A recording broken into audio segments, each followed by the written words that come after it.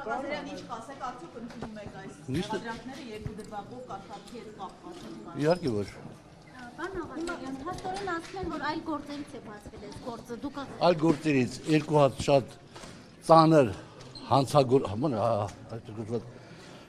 ամեղության կախավարկը չխախտենք, երկու հատ ծանր մեղադրանքներով գործերից են, երկոք իրար հետ խոսացել են մի դեպքում,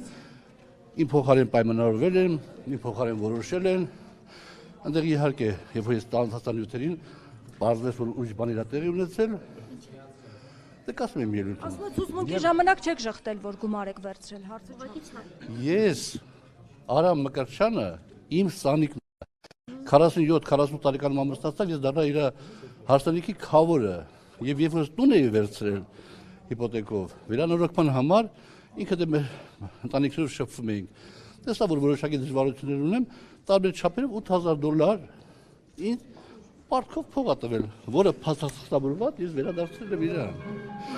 Եթե չի ասեմ $23,000 պարտք եք բառն Աղազարյան։ Վերադարձնելը ոչ մի բան չէր կարող, իրավական հետևանք չէր կարող առաջացնել։ Ձեզ ամեն դեպքում դրանում չեն մեղադրում, ասում են հեռախոսում բան է հայտնաբերվել, որը Վարուժ նախաձեռնել։ Հեռախոսում բան է հայտնաբերվել, որ Արամ Մկրտչյանը գրել է Հայկ Նազարյանին, որ Աղազարյան Հովիկին փող եմ տվել $23,000 իբր թե եւ ինքը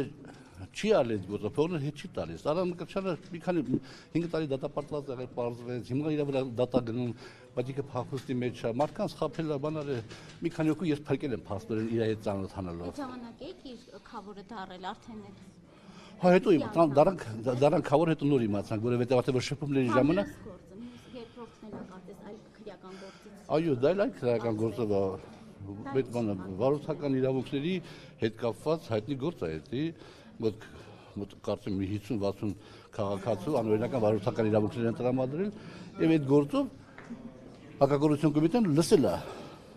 այդ մարդկանց հեռախոսազրույցը եւ այդպես փորձվել է որ իմանալու տվել են։